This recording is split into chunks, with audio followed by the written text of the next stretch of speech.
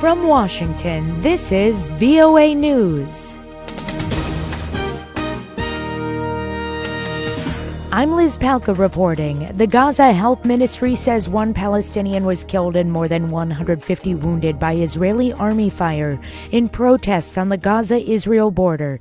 VOA's Steve Miller reports. The demonstration came just 3 days ahead of what the leader of Gaza's ruling Hamas group has said will be a march by tens of thousands who could burst through the border fence into Israel. On that day, protests are timed to coincide with the planned move of the U.S. Embassy in Israel to contested Jerusalem, where Palestinians hope to establish a future capital. Israel has said it will prevent any border breach and has stuck to its open-fire policies, such as targeting main instigators and those approaching the fence, despite growing international criticism. Steve Miller, VOA News. U.S. President Donald Trump has spoken with Singapore's Prime Minister Lee Hsien Loong.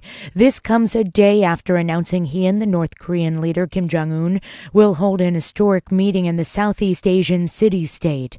The White House said Friday that the president thanked the Prime Minister for his willingness to host the June 12th meeting.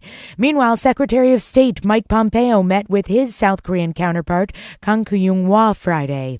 South Korea's foreign minister said in a joint news conference, the next few weeks will be critical, requiring airtight coordination between the two countries. As announced, President Moon will visit Washington, D.C. soon to meet with President Trump. The close communication and trust between Presidents Trump and Moon have been the driving force that has brought us to this point of breakthrough for the denuclearization and peace on the Korean Peninsula. We have much more coverage on voanews.com. This is VOA News. Germany's economy minister and chancellor support the nuclear deal with Iran, but worry over losses if the landmark arrangement unravels. AP correspondent Charles de Ledesma reports. Economy Minister Peter Altmaier says Germany plans to stick to the Iran nuclear deal, but there's little he can do to prevent German businesses from following possible American sanctions to protect their interests in the US. Earlier, Chancellor Angela Merkel said that the unilateral US withdrawal from the Iran nuclear deal undermines confidence in the global order. Germany, France and Britain have vowed to keep the 2015 nuclear arrangement alive following the US decision to walk away. Merkel has noted in a speech that it took 12 years of work to put together. I'm Charles de Ledesma.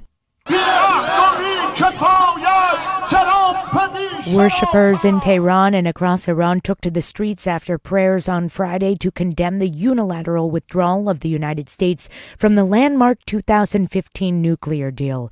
Many Iranians are angry over Trump's decision and are siding with hardliners who long have warned to be suspicious of the West.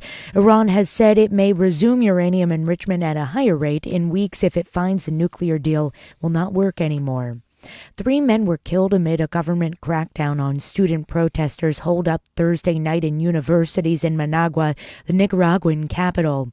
Students told local media the men were shot as police and government supporters sought to break up the weeks-old protest.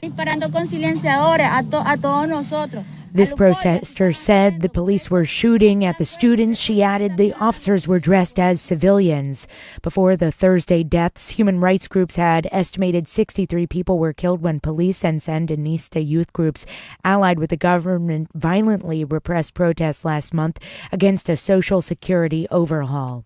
The head of the World Health Organization says he and Congo's health minister have agreed that Ebola vaccines will be shipped as quickly as possible as the number of suspected cases in the latest outbreak grows.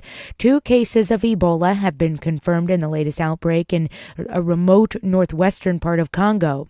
The country's health minister announced the first death since the outbreak was declared early this week. A park ranger was killed and 2 British citizens kidnapped on Friday in Congo's Virunga National Park. That's according to a Park Service official and a local civil society leader. Unidentified armed men ambushed the group in the morning near the village of Kimbati, just north of Goma. The ranger was with the Congolese Institute for Nature Conservation. And Kenya's police have been ordered to investigate a burst dam. We have much more coverage on voanews.com. I'm Liz Palka for VOA News. That's the latest world news from VOA.